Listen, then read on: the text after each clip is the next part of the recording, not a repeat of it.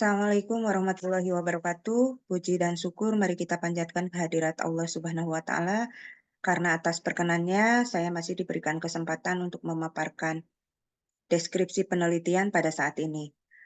Perkenalkan, nama saya Meisa Putri Perdana SHMKN, dosen tetap di Fakultas Hukum Universitas Galuh, dengan jabatan akademik asisten ahli.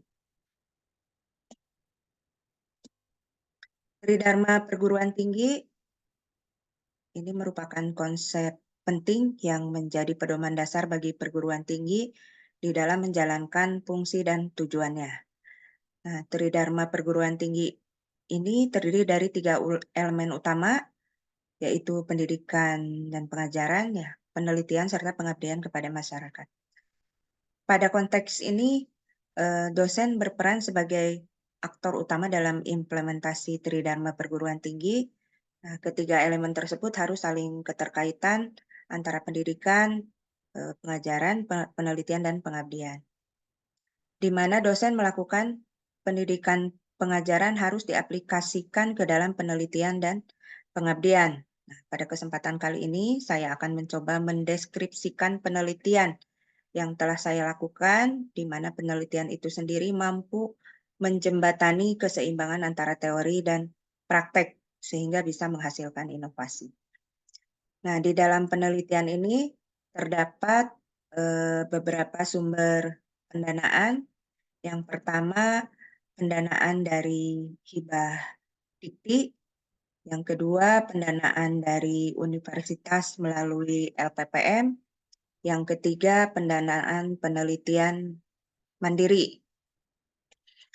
Nah, sedangkan penelitian yang telah dilakukan oleh saya yaitu penelitian dengan sumber pendanaan dari universitas melalui LPPM, yaitu yang pertama yang berjudul Analisis Yuridis Praktik Jual Beli Tanah di Bawah Tangan menurut Hukum Adat yang dilakukan di hadapan Kepala Desa, studi kasus di Desa Ciharalang, Kecamatan Cijengjing, Kabupaten Ciamis.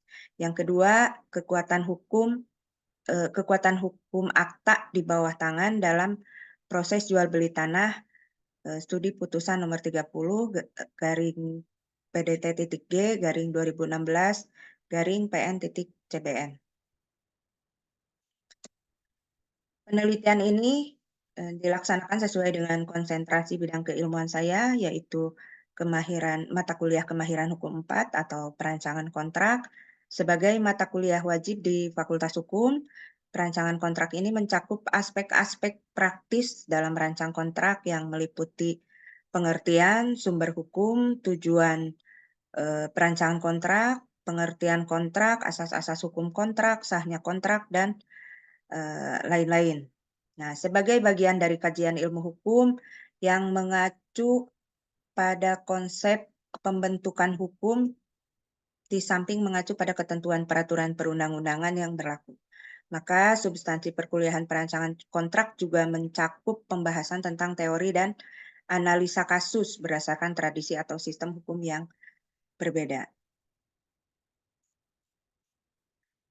Nah, untuk penelitian ini tadi sudah disebutkan di awal bahwa penelitian yang saya lakukan dengan judul Analisis Yuridis Praktik Jual Beli Tanah di Bawah Tangan menurut Hukum Adat yang dilakukan di hadapan Kepala Desa. Nah, ini studi kasus di Desa Ciharalang, Kecamatan Cijengjing, Kabupaten Ciamis. Lokasi penelitian dilakukan di Desa Ciharalang, Kecamatan Cijengjing, Kabupaten Ciamis.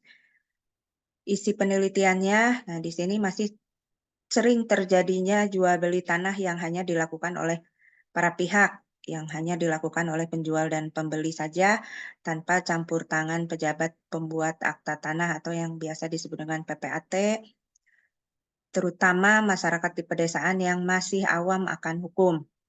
Nah, pelaksanaan jual beli tanah terutama di pedesaan masih banyak melakukan jual beli tanah dengan akta di bawah tangan yang hanya dilakukan di hadapan kepala desa.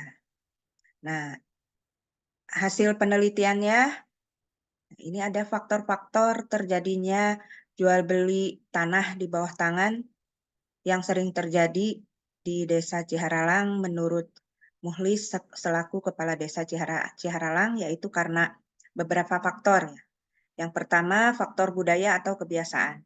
Nah, faktor budaya atau kebiasaan yang dilakukan sejak zaman dahulu oleh masyarakat Desa Ciharalang, nah lambat laun menjadi sebuah budaya atau kebiasaan yang terus-menerus dilakukan.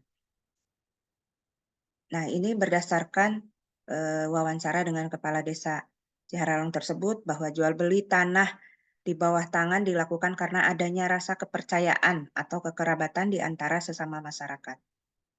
Jadi perjanjian masyarakat yang sangat sederhana ini menyebabkan jual beli hak atas tanah dan terjadi pihak pembeli bisa menguasai tanah tersebut. Jual beli ini biasanya dinamakan dengan perjanjian jual beli putus atau mati. Yang kedua, faktor kepercayaan dan kekeluargaan. Nah, di sini biasanya tanah yang menjadi objek jual beli dijual kepada keluarga sendiri atau orang masih dekat dengan penjual, ya, dengan kerabatnya sendiri. Lalu yang ketiga, faktor proses cepat dan biaya ringan.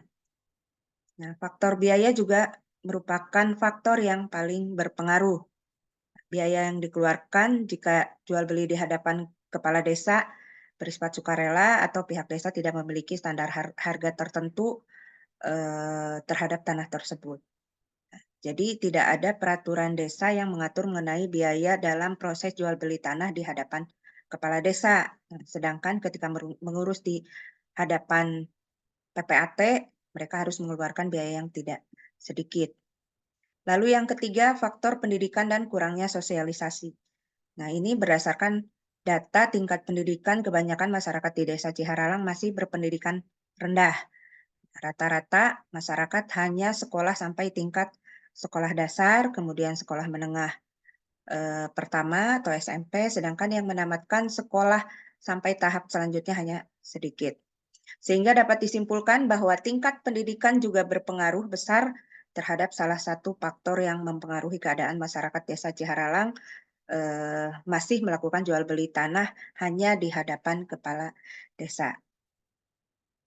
Lalu penyelesaiannya apabila terjadi sengketa tanah di Desa Ciharalang adalah dengan cara non litigasi, ya, yaitu melalui mediasi. Jadi ketika gagal dalam proses mediasi, maka pihak kepala desa akan memberikan nasihat-nasihat supaya diselesaikan di tingkat desa saja.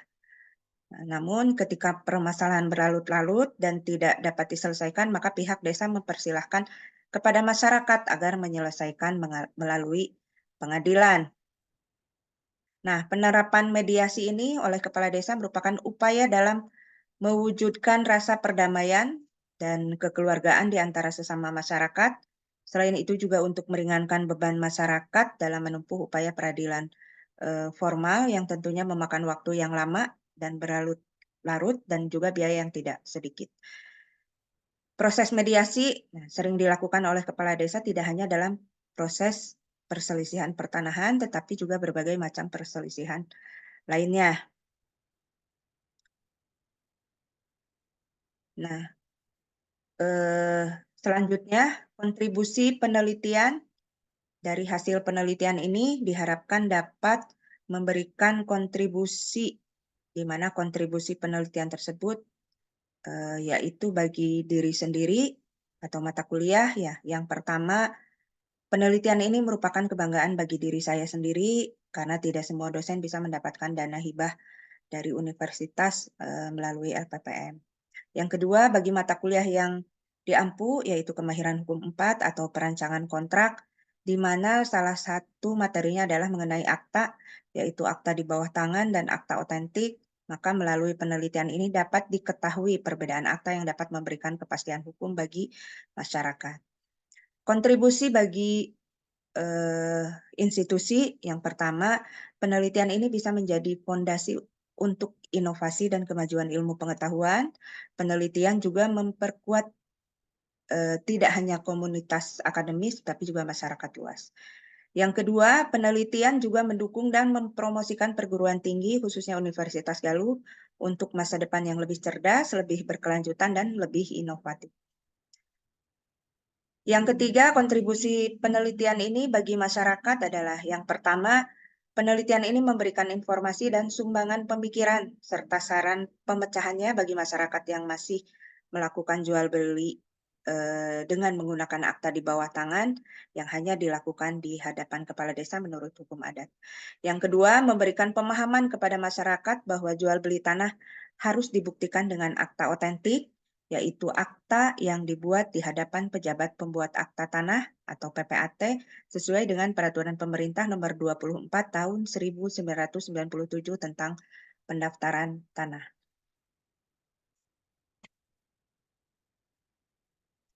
Hasil luaran yang didapatkan dari penelitian ini bahwa penelitian yang saya lakukan sudah dipublish di jurnal Ilmiah Galuh Justisi Fakultas Hukum Universitas Galuh. Jurnal telah terakreditasi nasional dengan link https /jurnal.unigal.ac.id /artikel/view/1056. Demikian presentasi atau deskripsi penelitian yang bisa saya sampaikan. Semoga bermanfaat untuk semuanya. Terima kasih atas perhatiannya. Assalamualaikum warahmatullahi wabarakatuh.